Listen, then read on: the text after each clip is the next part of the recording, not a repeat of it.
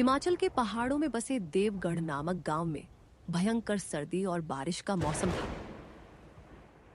बर्फीली हवाएं चलती थीं और रात दिन बूंदाबांदी होती रहती थी। इस गांव में राम प्रसाद नाम का एक गरीब आदमी रहता था। उसकी दो बेटियां थीं, सावनी और मीरा। सावनी बड़ी थी और मीरा छोटी। राम प्रसाद की पहली पत्नी सावनी को जन्म देते समय ही गुजर गई थी। कुछ साल बाद उसने दूसरी शादी कर ली थी और मीरा उसी दूसरी पत्नी कमला की बेटी थी। कमला बहुत ही स्वार्थी और क्रूर महिला थी। वह अपनी सगी बेटी मीरा से तो बहुत प्यार करती थी, लेकिन सावनी के साथ नौकरानी जैसा व्यवहार करती थी। एक ठंडी सुबह जब बाहर तेज बारिश हो रही थी और ठंडी हवाएं खिड़कियों से अंदर आ रही थीं, कमला सावनी को आवाज देने लगी। अरे सावनी, ओ सावनी, कहाँ मर गई? अभी तक सुबह के सारे काम खत्म नहीं हुए? सावनी ठंड से कांपती हुई रसोई से बाहर आई। उसके कपड़े पुराने और फटे हुए थे, जिनमें ठंड से बचाव का कोई उपाय नहीं था। जी माँ, बर्तन तो धो दिए हैं, बस अब आंगन में झाड़ू लगानी बाकी है। लेकिन बाहर इतनी तेज बारिश हो रही है कि... अरे चुप रह, बारिश का बहाना मत बना। तुझे तो काम से काम है। भीग जाएगी तो क्या हो जाएगा? जल्दी से बाहर जाकर आंगन साफ कर। और हाँ, कुएं से पानी भी भर कर ला। घर में पानी की बाल्टी खाली पड़ी है। सावनी की आंखों में आंसू आ गए, लेकिन वह कुछ बोल नहीं पाई। इतनी ठंड में, इतनी तेज बारिश में बाहर जाना, लेकिन उसके पास कोई चारा नहीं था। जी माँ, अभी जाती हूँ। सावनी धीरे धीरे बाहर निकली। बारिश की तेज बूंदें उसके शरीर पर गिर रही थी और ठंडी हवा उसे भीतर तक ठंडा कर रही थी। उसके दांत किटकिट आ रहे थे, लेकिन फिर भी वह काम करती रही। इधर घर के अंदर कमला अपनी बेटी मीरा को गर्म शॉल ओढ़ा रही थी और उसके लिए गर्म दूध तैयार कर रही थी। मीरा बेटी, ये गर्म दूध पी लो। बाहर कितनी ठंड है, कहीं तुम्हें सर्दी जुकाम ना हो जाए। मीरा अपनी माँ की गोद में बैठकर आराम से दूध पी रही थी। वह खिड़की से बाहर देखती है, जहां सावनी ठंड में कांपती हुई काम कर रही थी। माँ, सावनी दीदी को भी तो ठंड लग रही होगी, उन्हें भी गर्म दूध दे दो ना। कमला ने तुरंत मीरा को डांट दिया। अरे चुप रह, उसके लिए इतना महंगा दूध बर्बाद करने की क्या जरूरत है? वो तो काम करने के लिए ही है। उसे ठंड की क्या परवाह? और तू उसकी चिंता मत कर, अपना दूध पी। मीरा चुप हो गई। वह अपनी माँ से डरती थी और उसकी बातों का विरोध नहीं कर सकती थी। हालांकि उसके मन में सावनी के लिए थोड़ी सहानुभूति थी, लेकिन वह अपनी माँ के डर से कुछ नहीं कह पाती थी। कुछ देर बाद सावनी भीगी हुई और ठंड से कांपती हुई अंदर आई। उसके होंठ नीले पड़ गए थे और पूरा शरीर ठंड से सुन्न हो गया था। माँ, सारा काम हो गया, अब क्या करूं? कमला ने उसे ऊपर से नीचे तक देखा और मुंह बिचका दिया। अरे देख तो, कैसी भीगी बिल्ली जैसी लग रही है। जा, पहले अपने कपड़े बदल, फिर मेरी बिटिया मीरा के लिए गर्म पराठे बना दे। उसे भूख लगी है। जी माँ।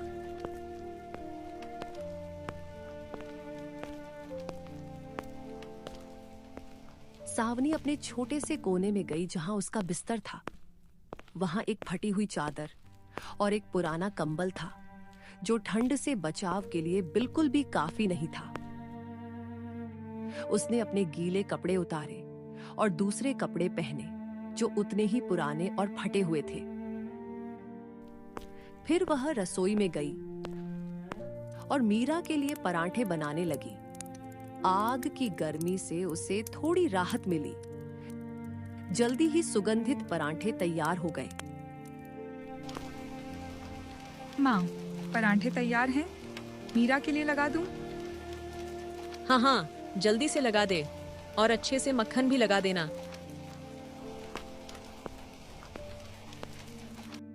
सावनी ने प्यार से पराठे की थाली सजाई।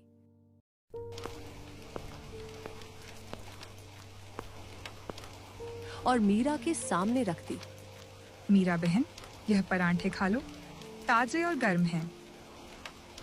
मीरा ने पराठे खाने शुरू किए। वे बहुत स्वादिष्ट थे। खाते खाते उसने अपनी माँ से पूछा, माँ, सावनी दीदी ने तो अभी तक कुछ नहीं खाया, उन्हें भी पराठे दे दो ना। कमला ने गुस्से से जवाब दिया, अरे उसके लिए कल की बची हुई रोटियां हैं, वही खा लेगी। इतने अच्छे पराठे उसके लिए नहीं हैं। और तू उसकी फिक्र मत कर, अपना खाना खा।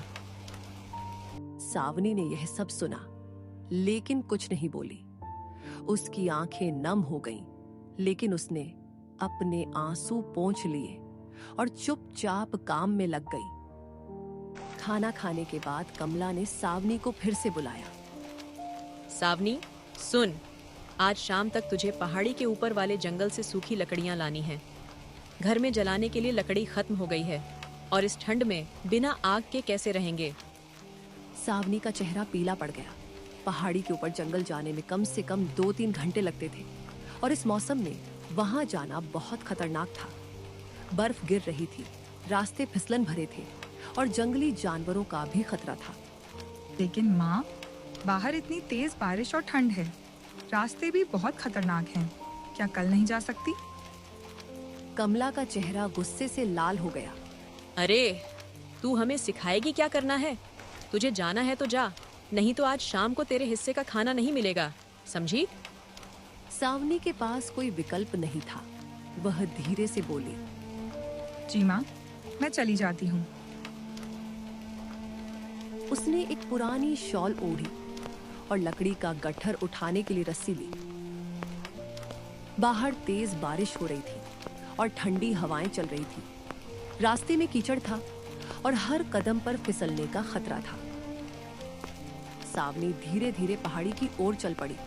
रास्ता बहुत कठिन था।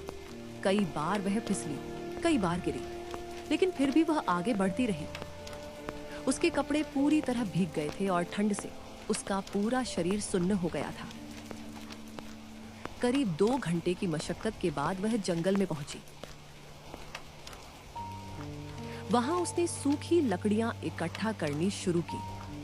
उसके हाथ ठंड से अकड़ गए थे, लेकिन फिर भी वह काम करती रही। जब उसने पर्याप्त लकड़ियां इकट्ठा कर ली, तो उसने उन्हें रस्सी से बांधा और अपनी पीठ पर लाद लिया। गट्ठर बहुत भारी था, लेकिन उसे घर वापस ले जाना था। वापसी का रास्ता और भी कठिन था। भारी गट्ठर के साथ फिसलन भरे रास्ते पर चलना बहुत मुश्किल था। कई बार वह गिर पड़ी, लेकिन हर बार फिर से उठी और आगे बढ़ी। शाम होते होते वह घर पहुंची। उसकी हालत बहुत खराब थी। पूरा शरीर कीचड़ से सना हुआ था, कपड़े फटे हुए थे और चेहरे पर खरोंचें आ गई थीं।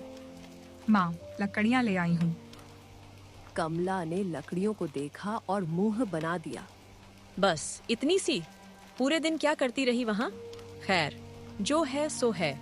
अब जाकर नहा धो ले और फिर रात का खाना बना दे। तेरे पिताजी अभी खेत से आएंगे। सावनी की आंखों में थकान साफ दिखाई दे रही थी, लेकिन उसने कुछ नहीं कहा। जी माँ।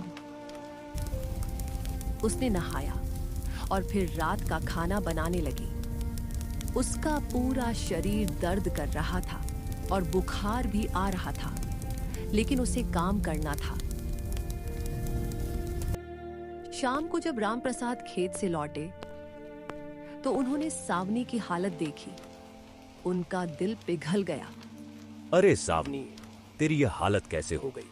चेहरे पर इतनी खरोंचें कैसे आ गई? सावनी कुछ बोलती, उससे पहले ही कमला बोल पड़ी। अरे कुछ नहीं, बस जंगल से लकड़ियाँ लाते समय थोड़ा गिर गई होगी। इसमें इतना परेशान होने की क्या बात है? लड़की है, काम तो करना ही पड़ेगा। रामप्रसाद को यह बात अच्छी नहीं लगी, लेकिन वे अपनी पत्नी से कुछ कह नहीं सके। वे जानते थे कि कमला बहुत जिद्दी है और उनकी बात नहीं मानती। सावनी बेटी, तुम जाकर आराम कर लो, मैं खुद खाना परोस लूंगा। नहीं पिताजी, मैं ठीक हूँ। आप बैठिए, मैं खाना लगाती हूँ।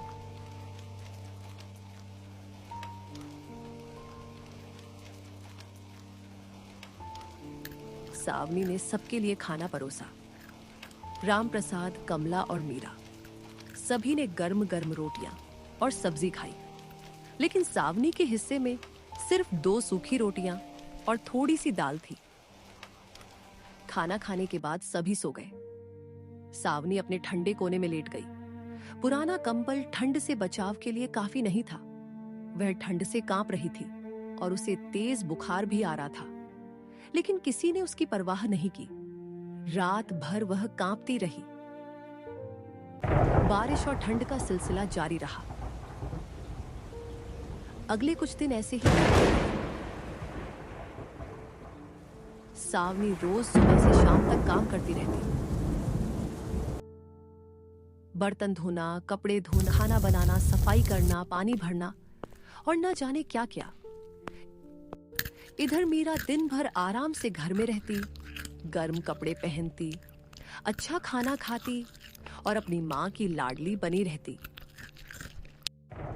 एक दिन की बात है, बाहर बहुत तेज आंधी तूफान था। बारिश इतनी तेज हो रही थी कि 2 कदम आगे भी कुछ दिखाई नहीं दे रहा था। कमला ने सावनी को बुलाया। सावनी, सुन, आज बाजार से सब्जियां और राशन लाना है। घर में कुछ भी नहीं बचा है। सावनी ने बाहर देखा।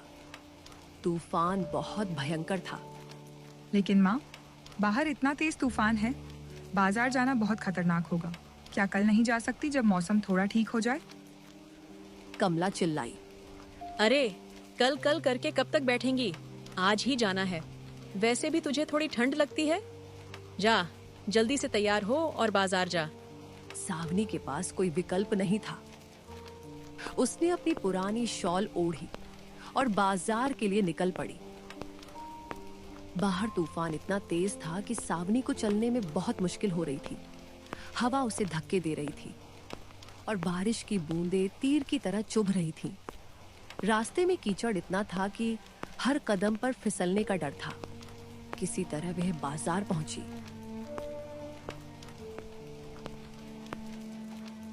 वहां सब्जियां और राशन खरीदा, लेकिन कमला ने उसे इतने कम पैसे दिए थे कि वह ज्यादा कुछ नहीं खरीद पाई।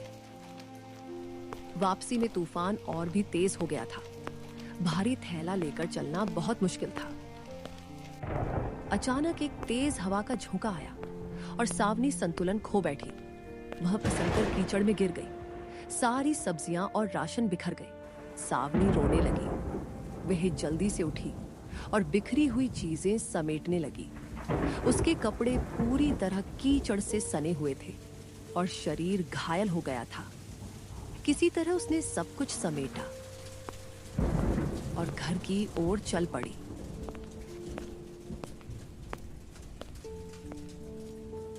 घर पहुंचते पहुंचते उसकी हालत बहुत खराब हो चुकी थी।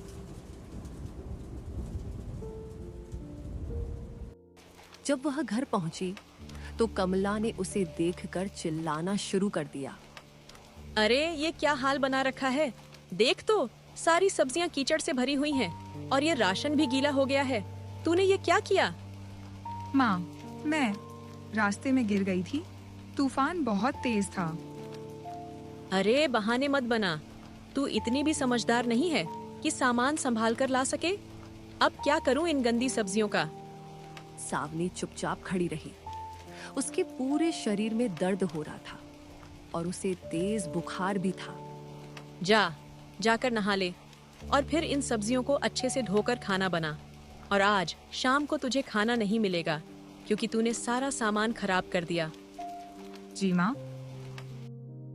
सावनी अपने कोने में गई। वहां उसने अपने गीले कपड़े उतारे और दूसरे कपड़े पहने। उसने सब्जियों को धोया और खाना बनाना शुरू किया। काम करते करते उसे बहुत चक्कर आ रहे थे, लेकिन फिर भी वह काम करती रही।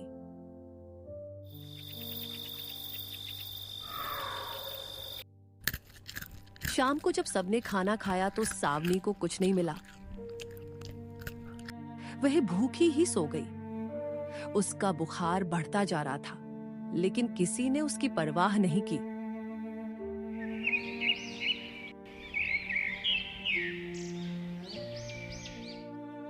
अगली सुबह जब सावनी उठी तो उसकी हालत बहुत खराब थी, लेकिन फिर भी उसे काम पर जाना था। उसने किसी तरह उठकर अपने काम शुरू कर दिए। दिन बीतते गए, सावनी का स्वास्थ्य बिगड़ता जा रहा था, लेकिन उसे कोई आराम नहीं मिल रहा था।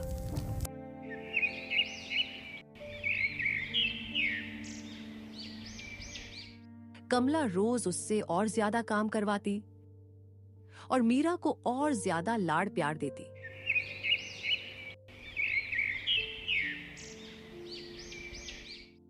एक दिन रामप्रसाद ने सावनी की हालत देखी तो उनसे रहा नहीं गया। उन्होंने कमला से कहा, देखो कमला, सावनी बहुत बीमार लग रही है। उसे डॉक्टर को दिखाना चाहिए और उससे इतना ज्यादा काम भी नहीं करवाना चाहिए। कमला ने तुरंत जवाब दिया, अरे लड़की है, काम तो करना ही पड़ेगा। और डॉक्टर के लिए पैसे कहाँ से लाएंगे? हमारे पास इतने पैसे नहीं हैं। वैसे भी वह ठीक हो जाएगी। लेकिन कमला। अजी, आप चुप रहिए। मुझे पता है क्या करना है। आप अपने काम से काम रखिए। रामप्रसाद दुखी होकर चुप हो गए। वे बहुत गरीब थे और अपनी पत्नी के सामने बोल भी नहीं पाते थे। एक दिन की बात है, गांव में एक धनी व्यापारी आया। उसका नाम मोहन सेठ था और वह पड़ोस के गांव से आया था। उसे अपने बेटे के लिए एक लड़की की तलाश थी।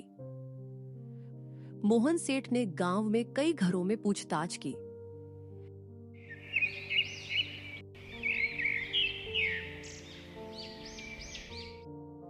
नमस्कार, क्या आपके घर में शादी के योग्य कोई लड़की है? कमला की आंखें चमक उठी। उसने सोचा, ये तो मीरा के लिए अच्छा रिश्ता हो सकता है। जी हाँ, हमारी एक बेटी है, बहुत ही सुंदर और गुणवान है। मीरा, इधर आ। मीरा बाहर आई। वह अच्छे कपड़े पहने हुए थी और अच्छी तरह तैयार थी। मोहन सेठ ने मीरा को देखा। वह सुंदर तो थी, लेकिन उसके चेहरे पर घमंड और अकड़ साफ दिखाई दे रही थी। लड़की तो अच्छी है, लेकिन हमें तो एक ऐसी बहू चाहिए जो घर का सारा काम संभाल सके, जो मेहनती हो और सबसे अच्छे से व्यवहार करे। कमला जल्दी से बोली, अरे सेठ जी, हमारी मीरा तो बहुत मेहनती है, सारे काम करती है। तभी सावनी बाहर आई। उसके हाथ में पानी की बाल्टी थी और कपड़े पुराने और मैले थे, लेकिन उसके चेहरे पर एक अलग ही तेज और मासूमियत थी। ये कौन है? मोहन सेठ ने पूछा। अरे वो हमारी बड़ी बेटी सावनी है, लेकिन उसकी शादी तो पहले ही तय हो चुकी है। मोहन सेठ ने सावनी को ध्यान से देखा। उन्हें उसकी आंखों में एक अलग ही सच्चाई और दया दिखाई दी। अच्छा, खैर, हम सोचकर बताएंगे। मोहन सेठ चले गए। उन्हें कुछ ठीक नहीं लगा था। उन्होंने गांव में और पूछताछ की और पता चला कि सावनी के साथ कैसा व्यवहार होता है और मीरा कैसी लड़की है। उन्होंने निर्णय लिया कि वे मीरा से अपने बेटे का रिश्ता नहीं करेंगे। कुछ दिन बाद गांव में एक और व्यक्ति आया। उसका नाम कन्हैया था। वह एक बहुत ही गरीब मजदूर था, जिसके पास ना घर था ना ठिकाना। वह दिन भर मजदूरी करता और रात में जहां जगह मिल जाती वहीं सो जाता।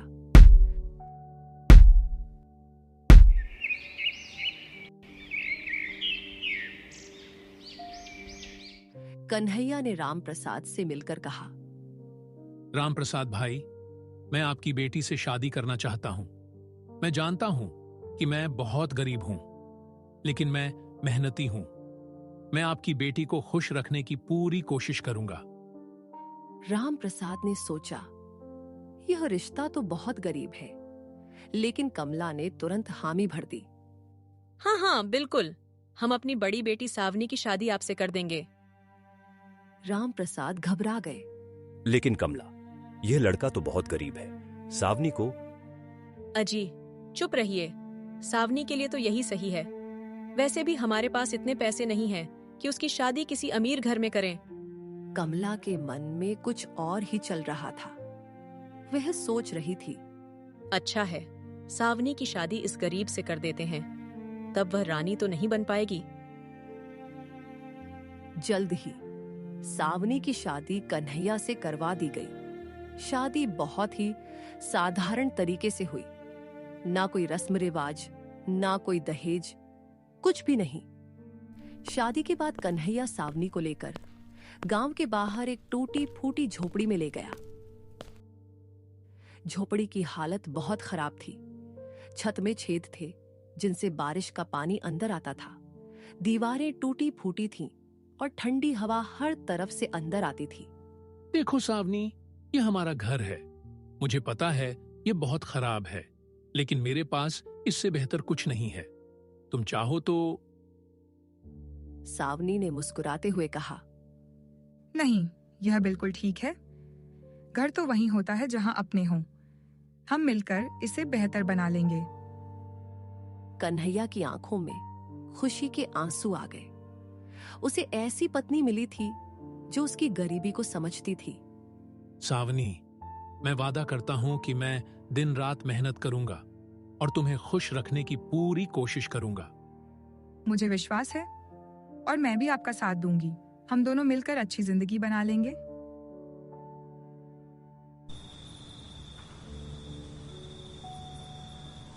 उस रात बहुत तेज बारिश हुई। झोपड़ी की छत से पानी टपक रहा था और ठंडी हवा अंदर आ रही थी। लेकिन सावनी और कन्हैया ने एक दूसरे का सहारा लिया और रात बिता दी।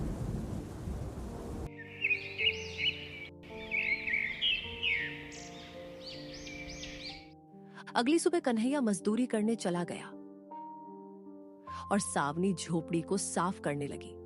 उसने सोचा, भले ही यह झोपड़ी छोटी है, लेकिन मैं इसे साफ सुथरा और रहने लायक बना सकती हूं।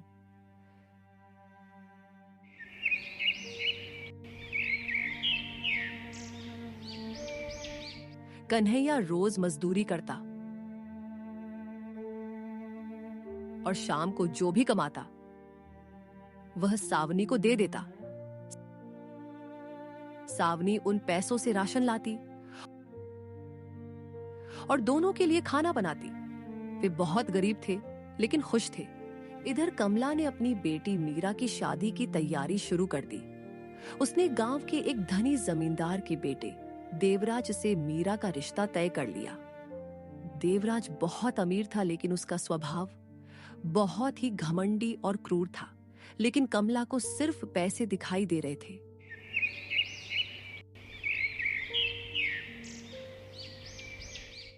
जल्द ही बड़ी धूमधाम से मीरा की शादी हो गई। शादी में बहुत खर्च हुआ। राम प्रसाद को अपनी जमीन तक गिरवी रखनी पड़ी। शादी के बाद ससुराल चली गई। वहां उसे बड़ा घर मिला, नौकर चाकर मिले और सारी सुख सुविधाएं मिली। नौकर चाकर मिले और सारी सुख सुविधाएं मिली। लेकिन मीरा का घमंड और बढ़ गया। वह नौकरों के साथ बहुत बुरा व्यवहार करती, छोटी छोटी बात पर चिल्लाती और सबको डांटती रहती। धीरे धीरे घर में सबको उससे चिढ़ होने लगी।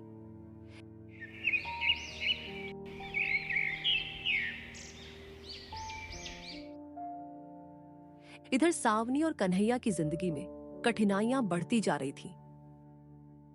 बारिश और ठंड का मौसम और भी भयंकर हो गया था। झोपड़ी की हालत बहुत खराब थी और उन्हें रात में ठंड से बचने के लिए कोई ठीक से कंबल भी नहीं था।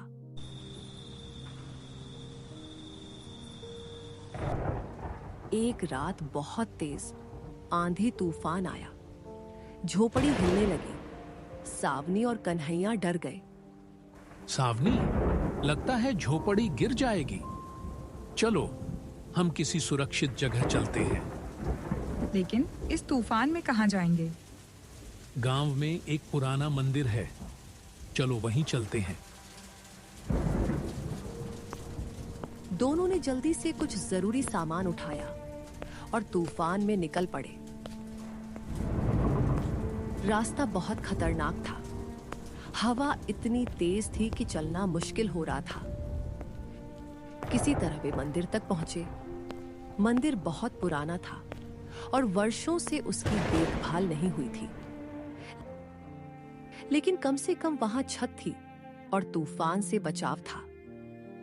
मंदिर में एक पुरानी मूर्ति थी जो देवी लक्ष्मी की थी। सावनी ने देवी के सामने हाथ जोड़े। हे माता, हम बहुत गरीब हैं। हमारे पास कुछ भी नहीं है, लेकिन हम खुश हैं क्योंकि हमारे पास एक दूसरे का साथ है। कृपया हमें इतनी शक्ति दें कि हम इन कठिनाइयों का सामना कर सकें। उस रात वे मंदिर में ही रुक गए।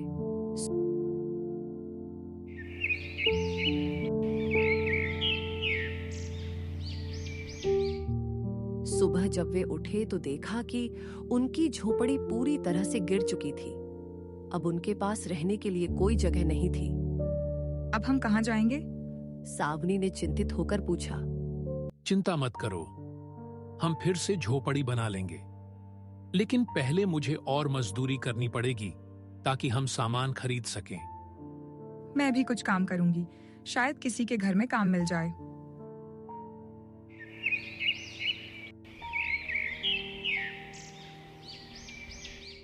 सावनी गांव में काम ढूंढने लगी। उसने कई घरों में पूछा, लेकिन किसी ने उसे काम नहीं दिया। आखिर में उसने सोचा, क्यों ना मीरा के घर जाकर पूछूं? हो सकता है वहां कोई काम मिल जाए। सावनी मीरा के ससुराल पहुंची। वह एक बहुत बड़ी हवेली थी। सावनी ने द्वार पर दस्तक दी। एक नौकर ने दरवाजा खोला। क्या काम है? मुझे मीरा से मिलना है, मैं उनकी बहन हूँ। नौकर ने अंदर जाकर मीरा को बताया। मीरा बाहर आई। उसने अच्छे महंगे कपड़े पहने हुए थे और गहनों से लदी हुई थी। अरे सावनी दीदी, आप आइए, अंदर आइए। सावनी अंदर गई। हवेली देखकर वह चकित रह गई। इतना बड़ा घर, इतनी सारी चीजें, इतना वैभव। बैठिए दीदी, कैसे आना हुआ? दरअसल मीरा, हमारी झोपड़ी तूफान में गिर गई है। मुझे कुछ काम की तलाश है। अगर तुम्हारे घर में कोई काम हो तो। मीरा के मन में एक योजना आई। उसने सोचा, अच्छा है, सावनी को काम पर रख लेती हूँ, फिर उसे पैसे भी नहीं देने पड़ेंगे, बस खाना दे दूंगी। ठीक है दीदी, आप यहाँ काम कर सकती हैं, लेकिन मैं आपको पैसे नहीं दे पाऊंगी। बस रोज का खाना मिल जाएगा। बस इतना ही काफी है, मुझे और कुछ नहीं चाहिए। ठीक है, कल से काम पर आ जाना। सावनी वापस मंदिर आ गई, जहाँ कन्हैया इंतजार कर रहा था। मुझे काम मिल गया, मीरा के घर में। वे खाना देंगी, कम से कम हमें भूखा तो नहीं रहना पड़ेगा। यह तो अच्छी बात है, और मैं भी मजदूरी करूंगा। जल्द ही हम फिर से अपना घर बना लेंगे।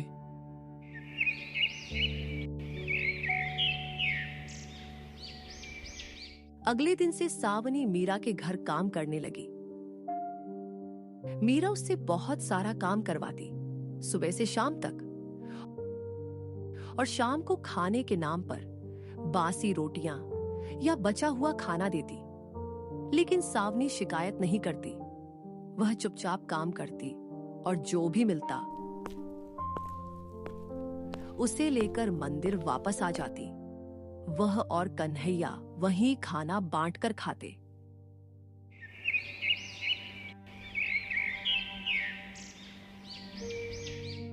एक दिन मीरा ने सावनी को बुलाया। सावनी दीदी, आज मेरे ससुर जी का जन्मदिन है। बहुत सारे मेहमान आएंगे, तुम्हें बहुत सारा काम करना पड़ेगा। ठीक है, मैं कर लूंगी।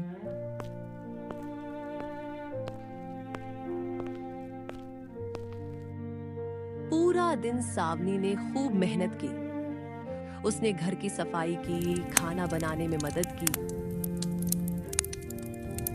जन्मदिन की पार्टी में बहुत सारा स्वादिष्ट खाना बना था, मिठाइयाँ, पकवान और न जाने क्या क्या। सावनी के मुंह में पानी आ गया, लेकिन उसे पता था कि यह सब उसके लिए नहीं है। मेहमानों की सेवा की।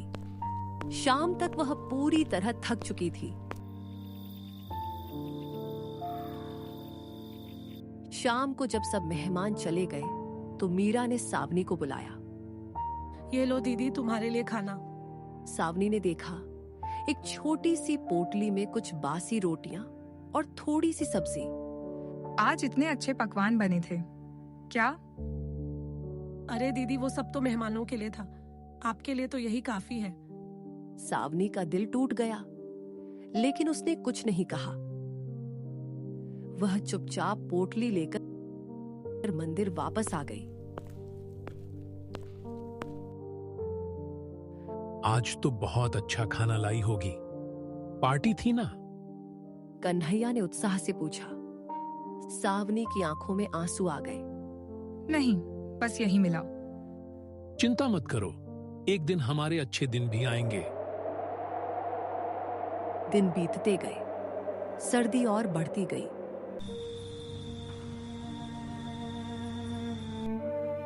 मंदिर में रहना बहुत मुश्किल हो गया था। सावनी और कन्हैया रात में ठंड से कांपते रहते।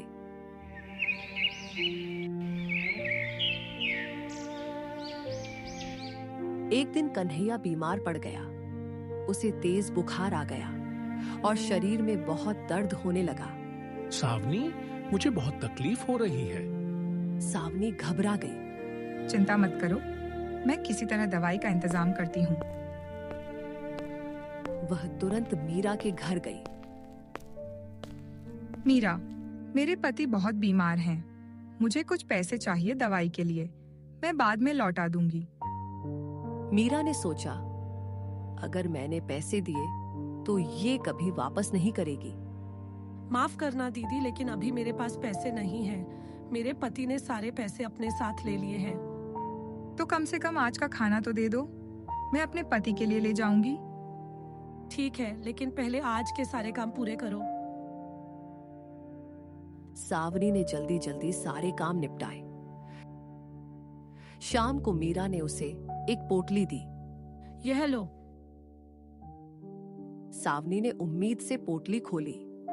अंदर कल की बासी दाल और 2 सूखी रोटियां थीं। लेकिन मीरा, मेरे पति बीमार हैं। उन्हें कुछ पौष्टिक चाहिए।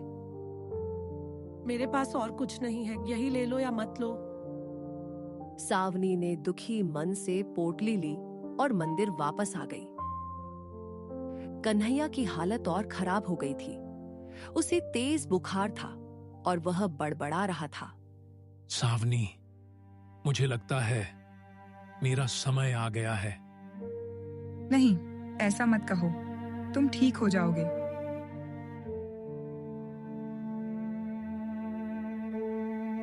उस रात सावनी ने कन्हैया की बहुत सेवा की।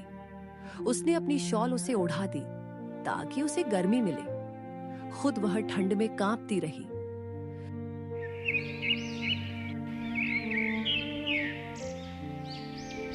सुबह तक कन्हैया की हालत थोड़ी बेहतर हुई। बुखार थोड़ा कम हुआ। सावनी, तुम मेरे लिए इतना कुछ कर रही हो। तुम सच में देवी हो। बस करो, आप जल्दी ठीक हो जाओ। धीरे धीरे कुछ दिनों में कन्हैया की तबीयत सुधरने लगी, लेकिन अब उनकी आर्थिक स्थिति और भी खराब हो गई थी।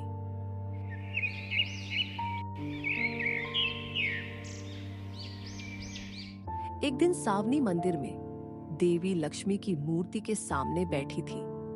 उसकी आंखों में आंसू थे। हे माता, मैं जानती हूँ कि आप हमारी परीक्षा ले रही हैं, लेकिन अब सहा नहीं जाता।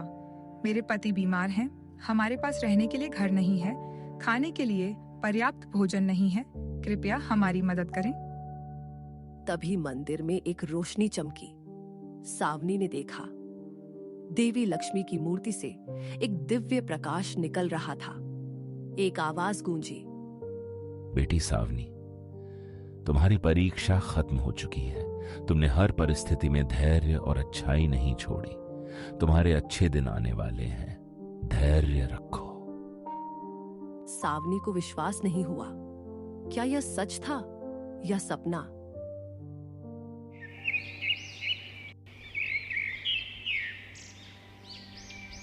अगले दिन जब सावनी मीरा के घर काम करने गई तो वहां एक अजीब घटना हुई। मीरा की सास बीमार पड़ गई थी। उन्हें तेज बुखार आ गया था और डॉक्टर ने कहा था कि उन्हें बहुत देखभाल की जरूरत है। लेकिन मीरा ने अपनी सास की कोई देखभाल नहीं की। वह कहती रही कि उसे समय नहीं है। सावनी ने यह देखा तो उसका दिल पिघल गया।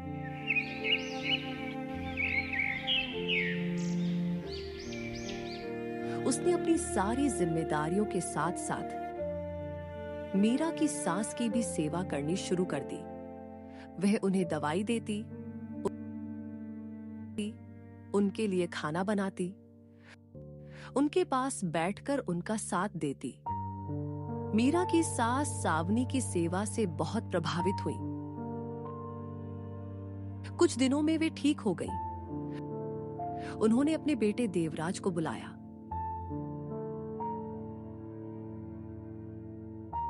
बेटा, मुझे तुमसे कुछ कहना है।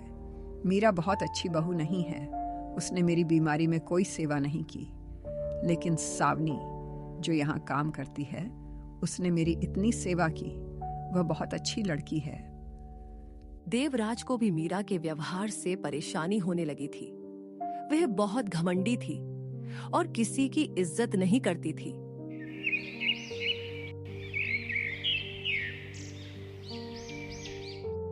एक दिन घर में एक बड़ा झगड़ा हुआ। मीरा ने किसी छोटी सी बात पर एक नौकर को बहुत बुरी तरह डांटा और मारा भी।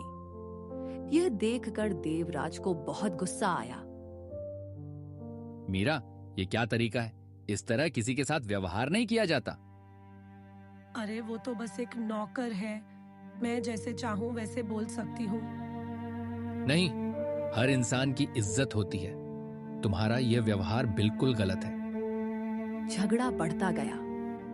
आखिर में देवराज ने एक बड़ा फैसला लिया। मीरा, मैं तुम्हारे साथ नहीं रह सकता। तुम्हारा स्वभाव बहुत बुरा है। मैं तुम्हें तलाक देता हूँ। मीरा को विश्वास नहीं हुआ। क्या तुम मुझे तलाक दे रहे हो? हाँ, मैं एक ऐसी पत्नी चाहता हूँ जो दयालु हो, मेहनती हो और सबके साथ अच्छा व्यवहार करे। तुम में ये गुण नहीं है।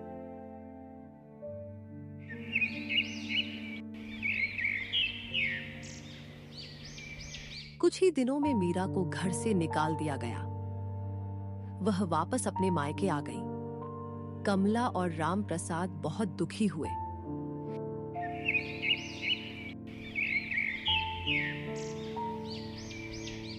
इधर एक और आश्चर्यजनक घटना हुई। देवगढ़ के राजा का कोई पुत्र नहीं था। राजा बूढ़े हो चुके थे और उन्हें अपने राज्य के लिए एक योग्य उत्तराधिकारी की तलाश थी।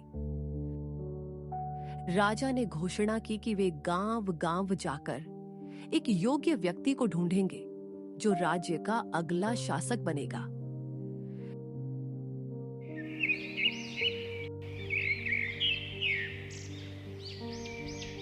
राजा और उनके मंत्री देवगढ़ गांव में आए। वे लोगों से मिले, उनकी परीक्षा ली। एक दिन राजा उस पुराने मंदिर के पास से गुजर रहे थे जहां सावनी और कन्हैया रहते थे। उन्होंने देखा कि सावनी मंदिर की सफाई कर रही थी। यह कौन है? महाराज, यह सावनी है। बहुत गरीब है, लेकिन बहुत अच्छे दिल की है। वह और उसका पति इस मंदिर में रहते हैं।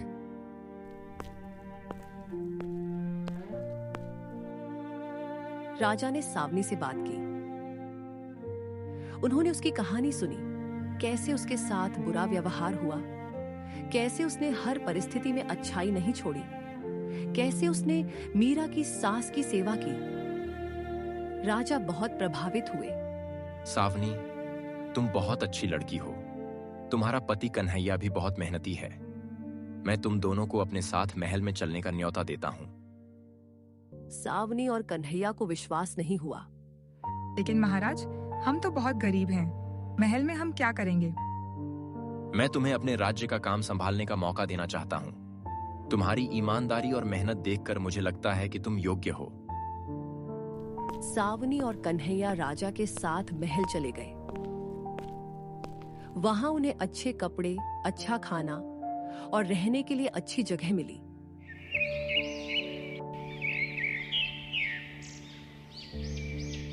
राजा ने कन्हैया को राज्य के कामों में शामिल किया। कन्हैया ने अपनी मेहनत और ईमानदारी से सबको प्रभावित किया।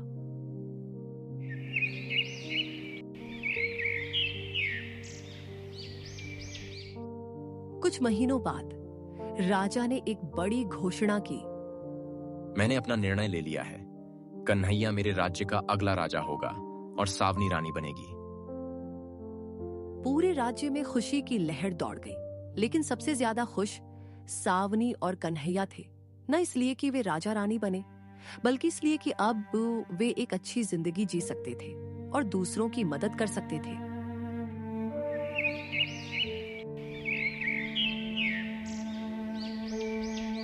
राज्याभिषेक की तैयारियां शुरू हो गई। पूरे राज्य को सजाया गया। राज्याभिषेक के दिन सावनी ने अपने पिता राम प्रसाद को भी बुलाया। राम प्रसाद आए तो उनकी आंखों में खुशी के आंसू थे। बेटी, तुमने मुझे गौरवान्वित कर दिया। पिताजी, यह सब भगवान की कृपा है। कमला और मीरा को भी खबर मिली।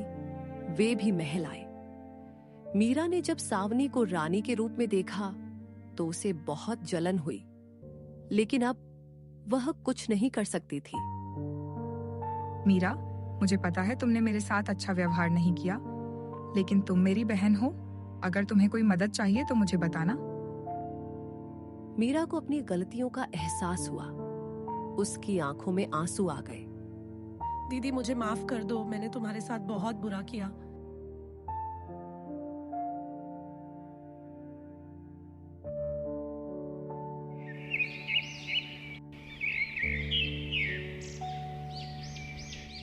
सावनी ने मीरा को महल में रहने की जगह दी और उसकी देखभाल का वादा किया।